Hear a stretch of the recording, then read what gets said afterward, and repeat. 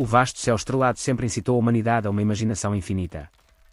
Dirigimos os nossos telescópios para as profundezas do espaço, a bilhões de anos-luz de distância, em busca de ecos de vida num cosmos aparentemente inanimado. No entanto, no momento em que fechamos os olhos à noite, desdobra-se nas nossas próprias profundezas um universo igualmente misterioso e, por vezes, aterrorizador. Este é um domínio que a ciência evitou por longo tempo, repleto de contradições e incógnitas, um território proibido. Hoje, não exploramos galáxias distantes, mas a dimensão fantasmagórica que chamamos sonhos. Por que razão o mundo dos sonhos se tornou o Triângulo das Bermudas, que a ciência moderna prefere evitar? Este fenómeno fisiológico, aparentemente banal e universalmente partilhado, tem lançado o mundo académico numa impasse cognitiva centenária.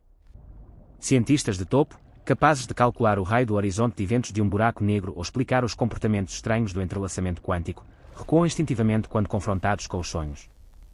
Isto não se deve à falta de interesse, mas porque neste domínio as leis da natureza existentes parecem falhar, e a verdade pode abalar os fundamentos do conceito de realidade. Examinemos a escala microscópica e simulemos a tempestade neural que irrompe durante a noite. Imagine-se deitado numa cama fria e estéril de laboratório, com uma rede de elétrodos precisos fixados ao crânio. Os cientistas prendem a respiração enquanto observam o ecrã, onde as curvas de ondas cerebrais dançam como padrões enlouquecidos. Subitamente, surge um pico anormal nos dados, e os seus globos oculares começam um movimento rápido e irregular sob as pálpebras. Esta é a famosa fase de movimentos oculares rápidos, ou fase REM. Nesta fase, emerge um paradoxo fisiológico arrepiante. O nível de atividade do seu cérebro dispara, comparável a um estado de vigília plena ou mesmo a cálculos matemáticos intensos. Contudo, o seu corpo é como que desligado por um mecanismo ancestral, numa paralisia completa.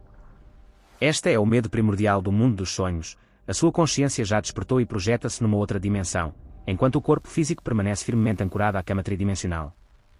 A existência deste mecanismo parece destinada a impedir que ações dessa outra realidade vazem para a nossa. Dentro desse crânio imobilizado, desenrola-se uma reestruturação alucinante. As conexões neuronais reorganizam-se violentamente, e estruturas ultrafinas dentro das células, denominadas microtúbulos, tecem como untear fragmentos de memórias entrelaçados. Ainda mais chocante é a mudança na divisão funcional dos hemisférios cerebrais. O hipocampo, responsável pelo armazenamento e recuperação de memórias, entra num estado de excitação extrema e sobrecarga, enquanto o córtex pré-frontal, que gera o julgamento lógico e o pensamento racional, é praticamente desligado. Isto explica porque aceitamos nos sonhos os cenários mais absurdos, a ressurreição de familiares falecidos, a perda da gravidade, a distorção do espaço, sem resistência.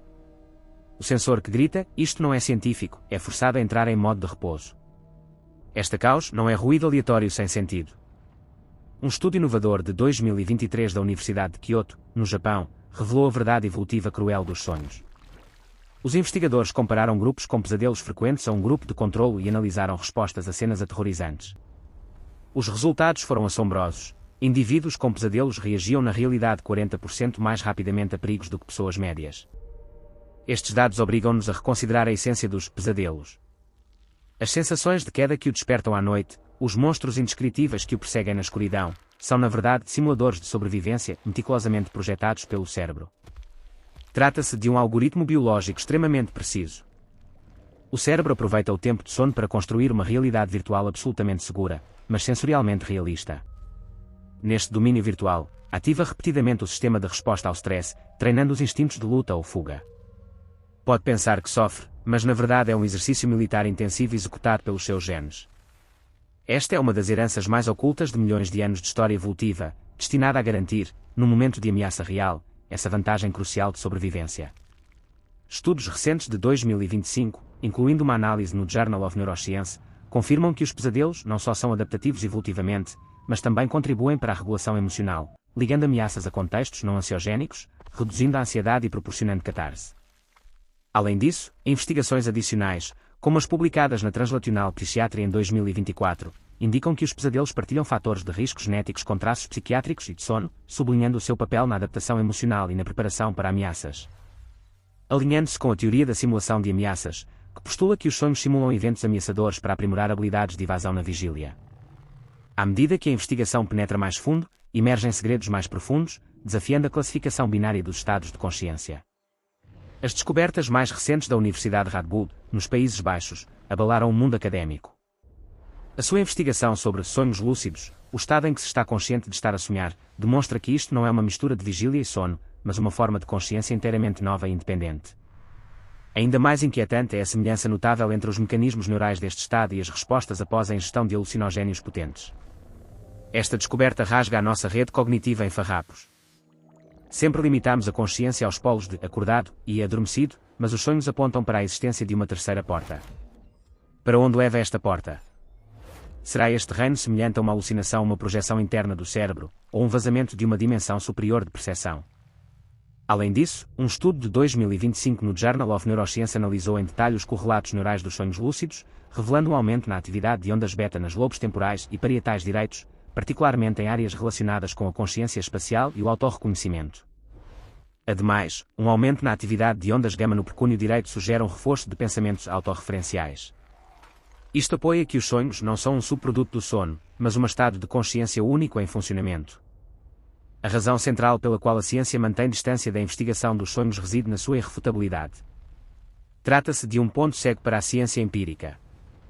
Se alguém afirmar ter comunicado num sonho com formas de vida inteligente superiores, nenhum instrumento neste universo pode prová-lo, e nenhuma fórmula pode refutá-lo. Este buraco negro epistemológico sufoca cientistas que buscam dados precisos.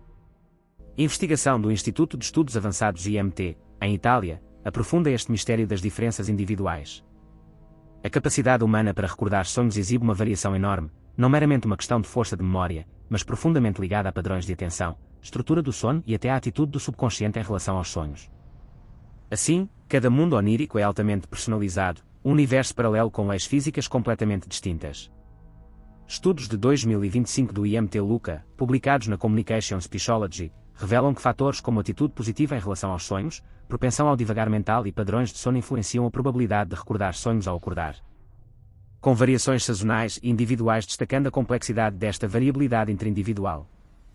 Mas agora, os tentáculos da tecnologia estendem-se a este último santuário. O rápido desenvolvimento da tecnologia de descodificação neural abre possibilidades arrepiantes, roubo de sonhos.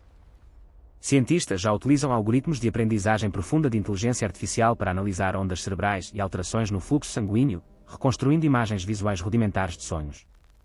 Atualmente, são apenas contornos vagos, mas isto já toca em limites éticos.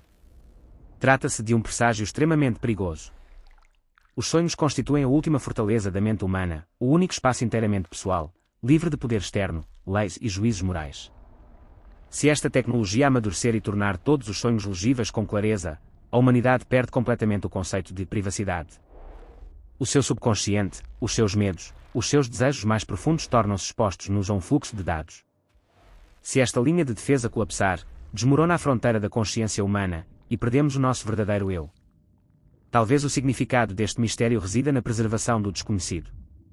Os sonhos são uma zona proibida porque representam a última selva que o Criador deixou para a consciência humana, um abismo que a ciência não deve penetrar ou conquistar.